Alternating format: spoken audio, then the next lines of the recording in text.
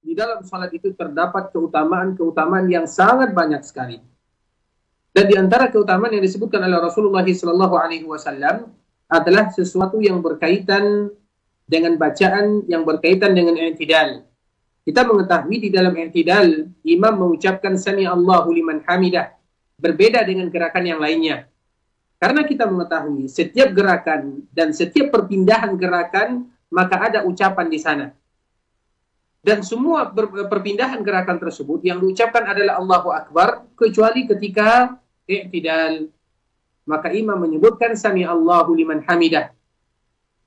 Apabila imam menyebutkan sami Allahu liman hamidah, maka makmum tidak mengulangi apa yang dibaca oleh imam, namun mereka melanjutkan kalimat-kalimat yang lainnya. Dan di antara kalimat yang harus mereka lanjutkan dan yang dianjurkan mereka untuk membacanya adalah Rabbana walakal hamd, atau Rabbana lakal hamd, baik itu pakai waw ataupun tidak menggunakan waw. Nah, sebagaimana disebutkan oleh Rasulullah SAW, an Rifa'ah, bahwasanya mereka pernah salat bersama Rasulullah SAW, dan ketika Rasulullah SAW mengangkat kepalanya setelah ruku', maka Nabi menyebutkan sami Allahu liman hamidah.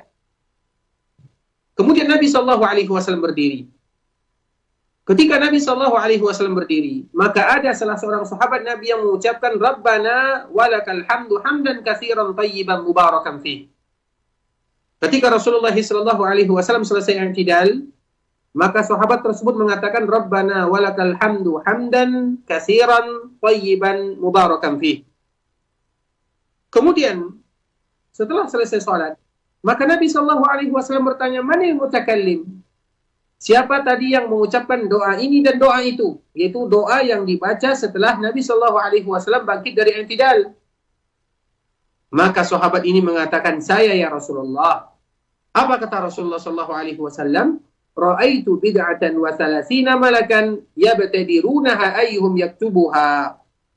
Ketika kamu membaca doa ini, maka aku melihat lebih daripada 30 malaikat, mereka berlomba-lomba siapa di antara mereka yang pertama kali menulis doa tersebut. Maknanya apa, ikhwatul Islam? Dan kita tahu sesuatu yang terjadi di zaman Nabi SAW, walaupun tidak dimulai oleh Nabi SAW dan dilakukan oleh para sahabat, maka itu merupakan sunnah. Itu merupakan sunnah karena Nabi SAW berada di tengah-tengah para sahabat, dan sesuatu yang terjadi dan yang dilakukan oleh sahabat Nabi SAW, maka itu bagian daripada sunnah. Namun ketika Rasulullah SAW sudah meninggal dan ada hal-hal yang dilakukan oleh sahabat selain Khulafaur Rasyidun, maka di sini terjadi perbedaan para ulama. Apakah mesti dilakukan atau seandainya boleh dilakukan atau boleh tidak dilakukan. Intinya di dalam masalah ini, apabila ada seorang sahabat membaca sesuatu ketika Nabi SAW masih hidup, maka itu disebut bagian daripada sunnah Rasulullah SAW.